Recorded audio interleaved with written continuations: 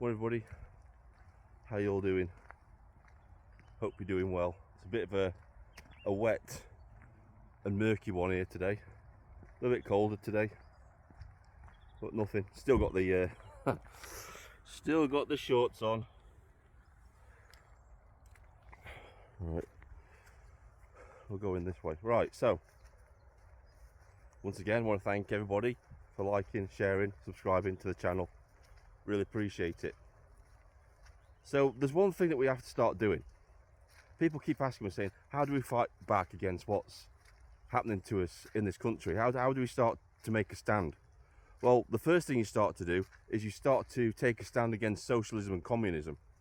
You have to start attacking the ideology that is permitting or is being used to implement all these things that are happening in our country at the minute. That's what we have to start doing. We have to start asking ourselves a question as well. How come communism and socialism seem to get this free pass when it comes to ideologies? Because on the grand scale of things, communism and socialism are just as bad as Nazism. Just as bad as Nazism, if not worse. Nazism under the Austrian painter, was it 6 million plus deaths during World War II?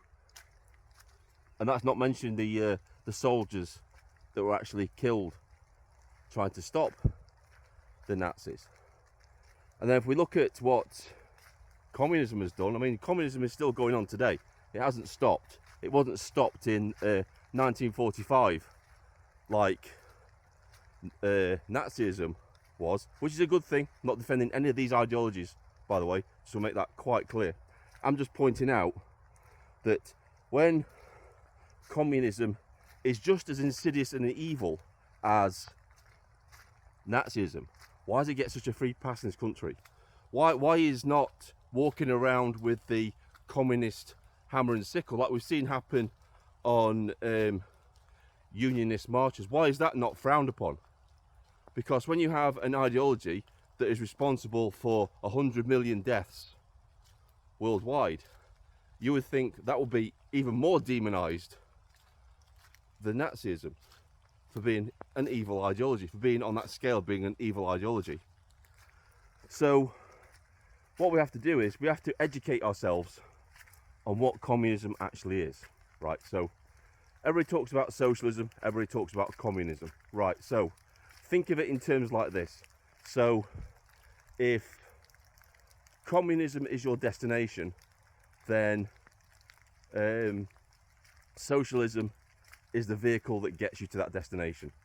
Socialism is the mechanism which enables communism to happen. It socializes, socialism socializes society, and until eventually it becomes communist. That's what it is.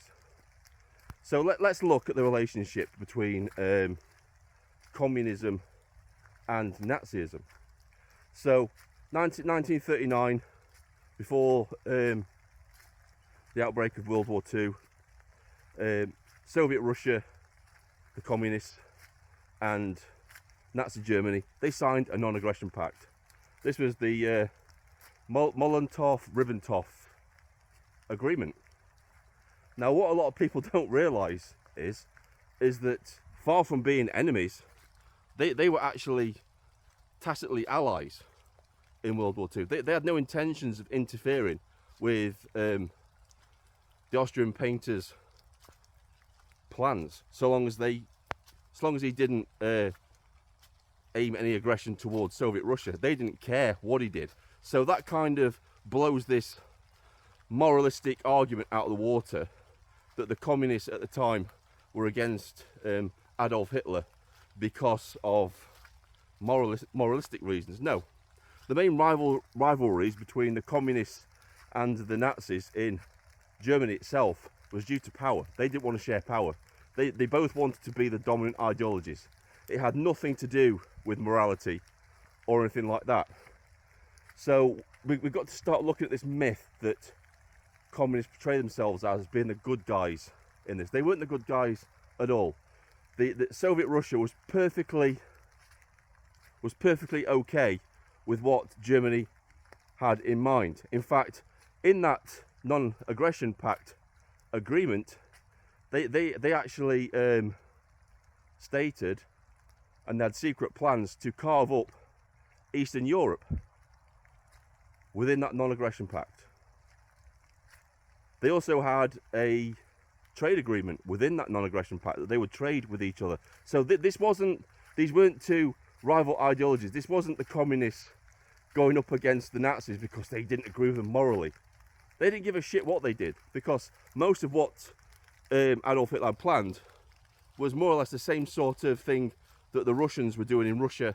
Anyway, don't forget, Soviet Russia had gulags, which were basically concentration camps, long before Adolf Hitler implemented them. Again, these two ideologies are just as evil as each other, and you have to ask yourself a question: why does communism get such a free pass when it was just as evil as the Nazis? Non-aggression pact. So obviously, the non-aggression pact was broken by Hitler in 1941 when he invaded the Soviet Union. So that ended that. That's why Soviet Russia entered the war at that stage. So this is an important thing, right? So when Antifa say they're anti-fascist, and people think they're the good guys because, oh, they must be the good guys because they're against the bad guys. No. Antifa are anti-fascist in the same way that Nazis are anti-communist. It's got nothing to do with morality. It's got everything to do with them not wanting to share power. They want Antifa, the communists, because that's what they are, they want to be the dominant ideology. And their mechanism, they know full well there are no Nazis or anything like that. There are no Nazis. There's no rise of Nazism in our countries. This is going to be interesting because this is right. I'm going to have to think about how I'm going to do this because this is flooded down here. Yeah, I'm not going to have to go down there. Right, I'm going to go back this way. Yeah, so it's got nothing to do with morality or, oh, Nazis are evil or anything like that. It's got everything to do with them demonising anybody that stands against what they're trying to implement. So Antifa are basically the communists, and they're the face demonising everybody that stands against communism. So what do? Anybody that stands against communism is demonised as a Nazi or a fascist.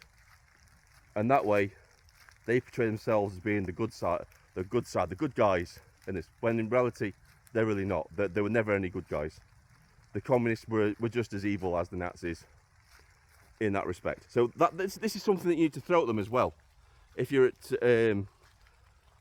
when they start calling you a Nazi and that sort of thing, start throwing this at them. Say, well, you know, if they start openly saying they're communists, well, say, well, you know, you guys had a deal with the Nazis, and you would have been okay with it until they broke it. So how does that make you any better than they were? You were quite willing to let them do what they wanted to do. We have to start attacking this notion that communism is the better ideology. It's the lesser of two evils, when in reality it's not. It's just the same. It's just as evil. It's just as authoritarian. And we have to stand against it in any way, shape or form, just as we stand against any sort of rise of Nazism in this country. We have to treat these ideologies as being exactly the same, because that's exactly what they are. And the clue is in the title when you look at National Socialists. Socialists. They were socialists. And Tick History best describes communists, neo-Nazis. He said basically Nazis are just racist communists. That's what they are. So we have to stop treating communism and Nazism as if they're two different ideologies on different ends of the scale. No, they're exactly the same thing. They may have different methodology in implementing what they want to implement, but the fact of the matter is they're both as evil as each other, and we should stand against both ideologies. We shouldn't give communism a free pass at all. This is Vindicator, signing off.